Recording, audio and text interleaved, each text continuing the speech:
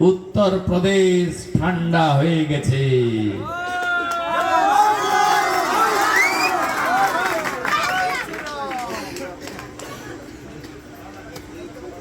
বিহার জঙ্গল রাজ, কথায় বলতো समोसा में आलू, बिहार में लालू। সেই লালু রাজ খতম হয়ে গেছে, এবারে তো সুপড়া সাপ। এমনকি শাহাবুদ্দিনের বেটা তাকেও মঙ্গল পাণ্ডে, এরা শাহাবুদ্দিনের থেকেও বড় গুন্ডা। অপেক্ষা করুন, অপেক্ষা করুন। একটা সময় আমি যে এলাকা থেকে এমপি হয়েছি, এখন এমএলএ হয়েছি, মমতা ব্যানার্জিকে হারিয়েছি, ওখানেও লক্ষণ শেঠ নামে, সুশান্ত ঘোষ নামে, ওখানেও তপন শুকুর নামে অনেক বড় বড় গুন্ডা ছিল, যারা কাজল শেখ, অনুব্রত মণ্ডলীর গুন্ডামিতে ঠাকুরদা।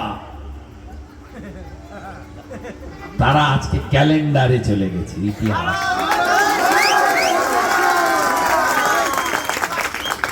একটু সাহস নিয়ে সংগঠিত হন, একটু শক্তি সঞ্চয় করুন। 5 বছর পরে নানুরে ভারত মাতা কি জয় উঠল। জয় বাংলা আমাদের স্লোগান নয়, বাংলাদেশীদের স্লোগান। ভারত মাতা কি জয় উঠল,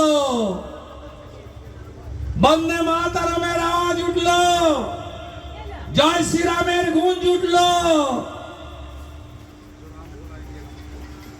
আজকে নানুরে আপনারা সব রক্তচক্ষুকে উপেক্ষা করে প্রমাণ করে দিলেন, চিরদিন কাহারও সমান নাহি যায়। পৃথিবীটা গোল। একটা সময় কমরেডরা বলতো, এখানকার রামচন্দ্র ডোমরা বলতো, আমরা 235, ওদের কথা শুনবো কেন? আর তোমরা এখন বলছো আমরা সব মারবো, ধরবো, জেলে পুরবো।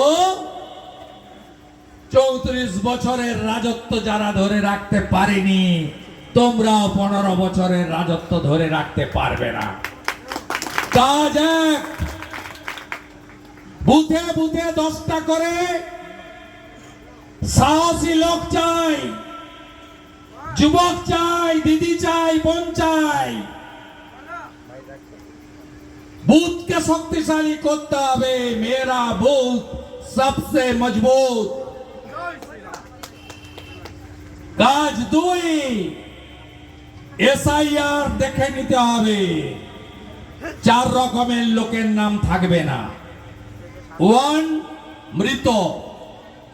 2, একাধিক জায়গায় নাম, ডবল ট্রিপল এন্ট্রি।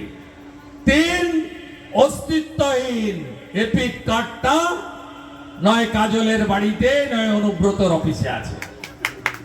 4, বাংলাদেশ থেকে ধর্ম বাঁচানোর জন্য যে হিন্দুরা এসেছেন তারা শরণার্থী। তারা 2002 এর পরে যারা এসেছেন সিএ তে আপিল করবেন, 2002 এর আগে যারা এসেছেন অটোমেটিক নাম থাকবে। তারা শরণার্থী। ভারতীয় মুসলিমদের কোনো চিন্তা নেই, তারা আমাদের ভোট বেশি সংখ্যায় না